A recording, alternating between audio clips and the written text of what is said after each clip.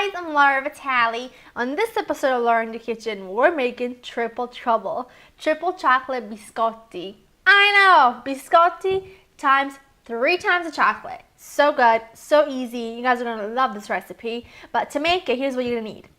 All-purpose flour, granulated sugar, eggs, unsweetened cocoa powder, chocolate chips, hazelnuts, white chocolate, some baking soda, espresso powder, salt, vanilla extract. So this is really going to be easy, and I'm going to show you how to make it with just a bowl and a wooden spoon, just like I used to make cookies when I was a kid. Now, first thing you want to do is preheat your oven 325 degrees. Second thing you want to do is take a baking sheet or a cookie sheet, line it with parchment paper. And now biscotti in Italian just means cookies. Now, what we're used to as biscotti here are really called cantuccini in Italian, that type of cookie. So in a bowl, I'm telling you, this is easy. So easy, I can do it with my eyes shut. In this bowl, we're going to put in the flour, the sugar, cocoa powder, chocolate chips, toasted hazelnuts. You want to make sure they're toasted. It really brings out the flavor. Baking powder, espresso, salt. Put that all in there. Now I use espresso anytime I'm making anything with chocolate. Like I always said, I like to put something in there that really makes that chocolate stand out. And when I make an all chocolate batter, I like to use instant espresso or instant coffee powder, whatever you have. So we're just going to mix that together. So we pretty much have all the dry ingredients mixed up. Now I have 3 eggs here. I'm just going to add a touch of vanilla to this. And I'm just going to beat them up. I'm going to add the eggs to my flour mixture. Now you can use a whisk, you can use whatever you want. I'm just going to use a 1 spoon and gently work this in. Our batter is pretty much done. Came together really nicely and it's really fast, as you can see. Now we're going to divide this batter in 2. Okay, 1 on this side, 1 on this side. Just scrape the rest of the batter. I don't want to have anything left behind. Now keep a bowl of water near you for when you're going to do this because it helps the dough not stick. We're just going to form this into logs.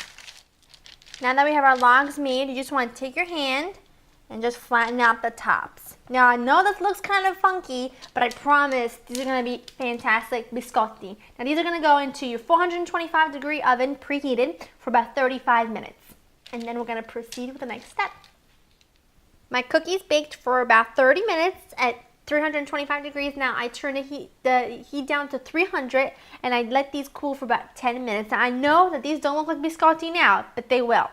Now what you're going to do is, on a really sharp angle, you're going to cut these into about 3/4 of an inch thick. These are going to be really big biscotti, just like so. And you're going to put these just like this, cut side down, on your baking sheet that you already have parchment paper on. There's no need to get rid of it. There's no need to do any of that. So go ahead and slice them all up. Last one. I think I'm just going to do this little one too. No wastage here. Okay. Now these are going to go into your 300 degree oven for about 20 to 25 minutes, and then you're going to let them cool completely before we go on to our last step. Now I baked these for about 25 minutes and I put them on a wire rack to cool completely. And a really good tip, since we're going to be drizzling white chocolate over the top, just put the baking sheet that they were on right under the rack so there's less cleanup. Now in here I have some white chocolate chips with about a tablespoon of heavy cream, and I just microwaved it together and just give it a nice little whisk. Let that all come together and be nice and creamy. Now if you want to, you can dip these in like so. Maybe you can dip like half of it. Some fancy coffee shops have like half of them dipped in, and then you're gonna have to let it cool completely like so. Or if you want, and this is usually how I do it, just gonna move that out of the way.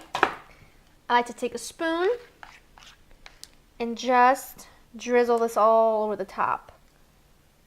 This is usually how I do it because I have no patience to sit there and dip everything So this is just a really easy way to do it.